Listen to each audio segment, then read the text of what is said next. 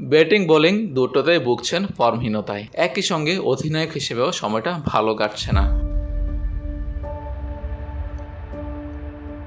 তার অধীনে এবারের আইপিএলে 9 ম্যাচ খেলে মাত্র 3টি জয় পেয়েছে মুম্বাই ইন্ডিয়ান্স। তাই গুঞ্জন ছিল টি-20 বিশ্বকাপে দলে নাও থাকতে পারেন হার্দিক পান্ডিয়া। তবে সব গুঞ্জন উড়িয়ে এই অলরাউন্ডারের উপর ঠিকই আস্থা রেখেছে ভারত। শুধু তাই নয়, বিশ্বকাপে অধিনায়ক রোহিত শর্মার ডেপুটি হিসেবে থাকছেন তিনি।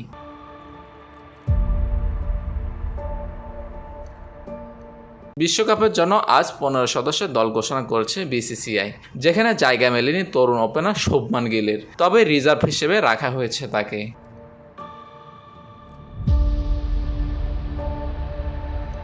এছাড়া দলে জায়গা করে নিয়েছেন দারুণ ফর্মে থাকা সঞ্জু স্যামসন ও শিবম দুবে। আগামী 1 জুন থেকে ওয়েস্ট ইন্ডিজ ও যুক্তরাষ্ট্রে শুরু হবে বিশ্বকাপ। এক গ্রুপে থাকা ভারতের প্রতিপক্ষ হিসেবে আছে চিরপ্রতিদ্বন্দ্বী পাকিস্তান, আয়ারল্যান্ড, কানাডা ও যুক্তরাষ্ট্র। আগামী 5 জুন নিউ ইয়র্কে আয়ারল্যান্ডের বিপক্ষে ম্যাচ দিয়ে আসা শুরু করবে রোহিত শর্মার দল।